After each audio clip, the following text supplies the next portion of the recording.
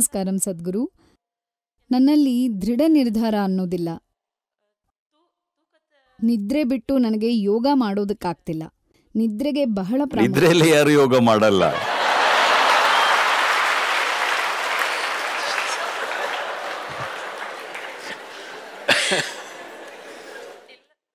ಇಲ್ಲ ಸದ್ಗುರು, ನಿದ್ರೆಯಲ್ಲಿದ್ರೆ ಈಗ ನಾನು 5 ಗಂಟೆಗೆದ್ದು ಯೋಗ ಮಾಡ್ಬೇಕು ಅನ್ಕೋತೀನಿ. ಯೋಗದಂಥ ಅದ್ಭುತ ವಿಷಯಕ್ಕಾಗಿಯೂ ನನಗೆ ನಿದ್ರೆಯನ್ನ ಬಿಡಕ್ಕಾಗ್ತಿಲ್ಲ. ನಿನ್ನಲ್ಲಿ ಅಚಲತೆ ಬಂದು ದಿನ ಯೋಗ ಮಾಡು ಅಂತ ನೀವು ಆಶೀರ್ವದಿಸ್ಬೇಕು ಸದ್ಗುರು. ನೀವು ರಾತ್ರಿ ಸ್ವಲ್ಪ ಬೇಗ ಮಲ್ಕೊಳ್ಳಿ. ಆದರೂ ಬೆಳಗ್ಗೆ ಯೋಗ ಆಗಲಿಲ್ಲ ಅಂದ್ರೆ 1 ಚಮಚ ಹರಳೆಣ್ಣೆ ಕುಡೀರಿ.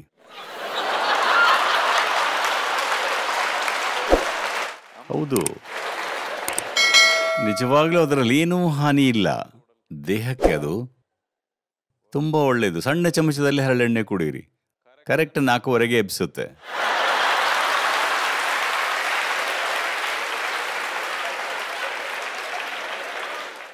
ಎಬ್ಸೋದಷ್ಟೇ ಅಲ್ಲ, ದೇಹದಲ್ಲಿ ಯೋಗ ಮಾಡೋದಕ್ಕೆ ಅಗತ್ಯವಾದ ಶುಚಿತ್ವವನ್ನು ತರುತ್ತೆ. ಹೌದು,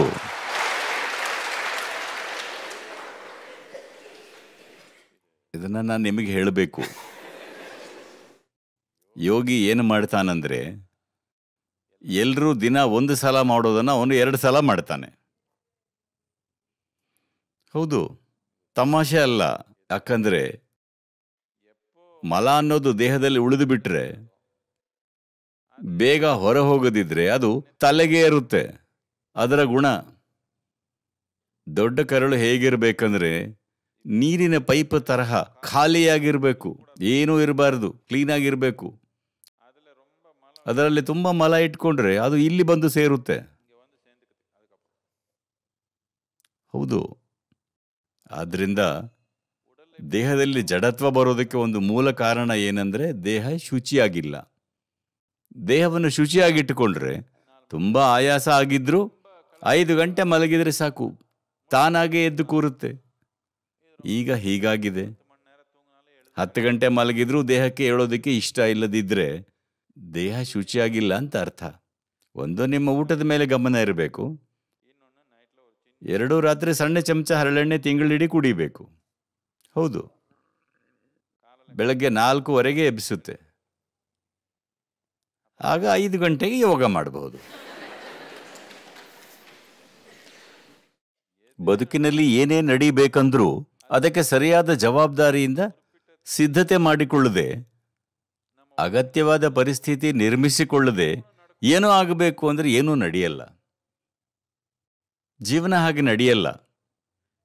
ದೇಹ ಮನಸ್ಸುಗಳಲ್ಲಿ ಅಗತ್ಯವಾದ ಸ್ಥಿತಿ ನಿರ್ಮಿಸಿಕೊಂಡ್ರೆ ಮಾತ್ರ ಎಲ್ಲ ನಡೆಯುತ್ತೆ, ಇಲ್ಲಾಂದ್ರೆ ನಡೆಯಲ್ಲ. ಬೆಳಗ್ಗೆ ಯೋಗ ಮಾಡಬೇಕು ಅಂತೀರಿ, ರಾತ್ರಿ ಹೊಟ್ಟೆ ಬೆರೆಯೋ ಥರ ತಿಂತೀರಿ. ಹಾಗೆ ತಿಂದು ಮಲ್ಕೊಂಡ್ರೆ 10 ಗಂಟೆ ನಿದ್ರೆ ಬರದೆ ಇನ್ನೇನಾಗುತ್ತೆ? ಅದರಲ್ಲೂ ಈ ದೊಡ್ಡ ಕರುಳಲ್ಲಿ ಮಲ ಶೇಖರಣೆ ಆಯಿತು ಅಂದ್ರೆ ದೇಹದಲ್ಲಿ ಜಡತ್ವ ಬಂದೇ ಬರುತ್ತೆ. ಅದಲ್ಲಿ ಉಳಿಬಾರ್ದು. ಬಂದ ಕೂಡಲೇ ಹೊರಕ್ಕೆ ಹೋಗ್ಬೇಕು. ಮಲವನ್ನ ಬಿಡಬಹುದಲ್ಲ, ಅದನ್ನಾದ್ರೂ ಬಿಟ್ಟು ಬಿಡಿ.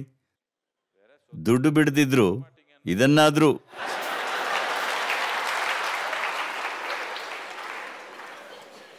ದೇಹದಲ್ಲಿ ಇಟ್ಕೋಬಾರ್ದು. ಅದಲ್ಲೇ ಉಳ್ಕೊಂಡು ದೇಹ ಅಶುಚಿಯಾಗಿದ್ರೆ ಇದಕ್ಕೆ ಮಲ್ಕೋಬೇಕು ಅನ್ಸುತ್ತೆ. ಇದಿಲ್ಲಿ ಬಾಳ್ಬೇಕು ಅಂತ ತಾನೇ ಬಂದಿರೋದು.